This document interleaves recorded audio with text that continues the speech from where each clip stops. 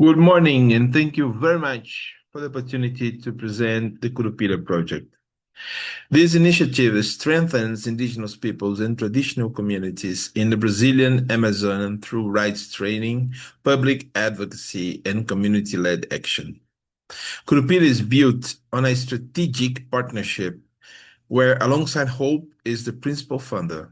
The Dioceses of Brasilia and the Amazon as implementing institutions and Asas do Cerrado as coordination.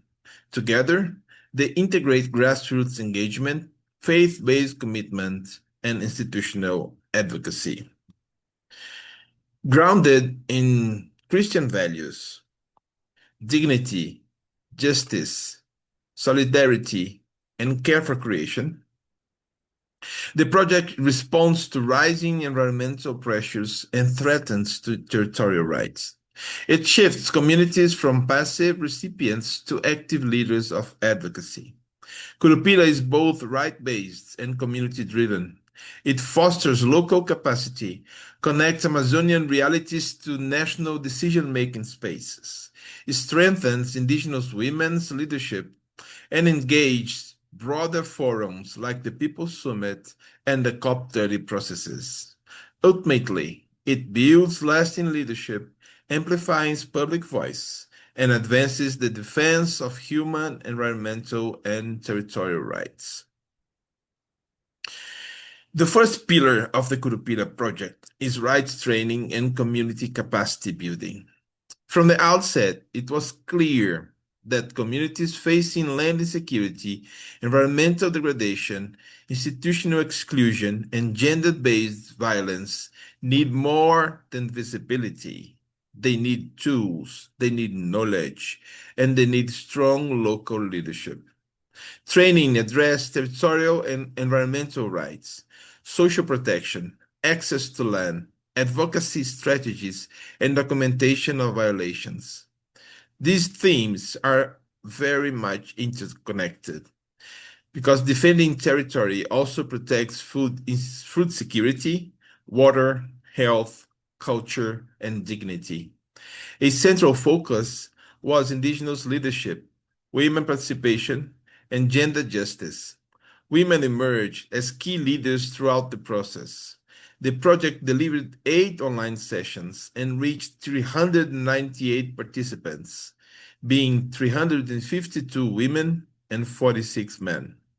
Beyond numbers, communities gained confidence, political awareness, and readiness to engage institutions.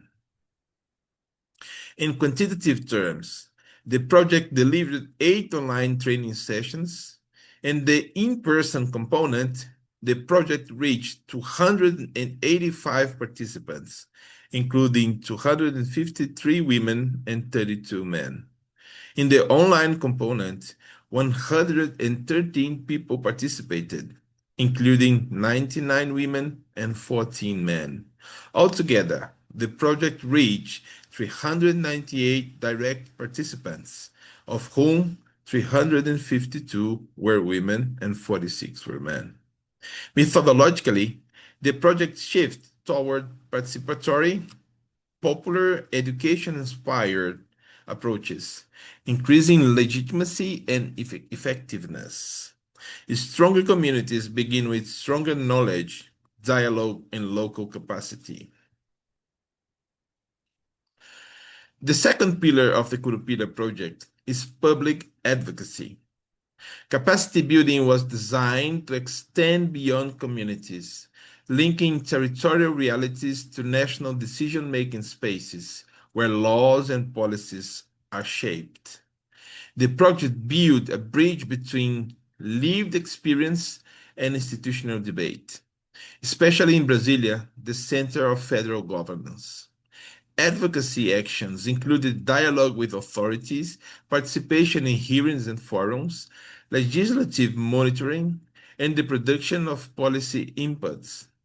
During the year of 2025, Curupira engaged in 21 advocacy spaces, being 7 public hearings at the Senate Human Rights Commission, 5 at the Senate Environment Commission, and 9 at the Chamber of Deputies Commission on the Amazon and Indigenous and Traditional Peoples. Key issues included environmental licensing reform, territorial rights, gender justice, food security, and climate resilience, with concern over Bill 2159 of 2021 in Brazil. Crucially, advocacy was grounded in community input, ensuring legitimacy. The result? Amazonian voices entered national policy arenas, strengthening representation and influence without replacing community leadership. This stage reflects Curupira's most significant ethical and strategic achievement, placing communities at the center of advocacy. Rather than speaking for indigenous peoples and traditional communities, the project enabled them to act as protagonists, voicing their own experiences with legitimacy and authority. Communities were recognized as right holders and political actors, not passive beneficiaries. Indigenous women played a vital and central role, occupying spaces of leadership, dialogue, and public engagement. Advocacy agendas emerged from local consultations, ensuring authenticity. A key outcome was a booklet on Indigenous women's rights, written and illustrated by Indigenous women, soon to be translated into English and Spanish. Methodologically, the shift to participatory, dialogue-based approaches strengthened and engaged in collective leadership. Curupira's impact lies not only in its actions, but in centering communities as agents of their own advocacy. Curupira's impact unfolds in three key areas.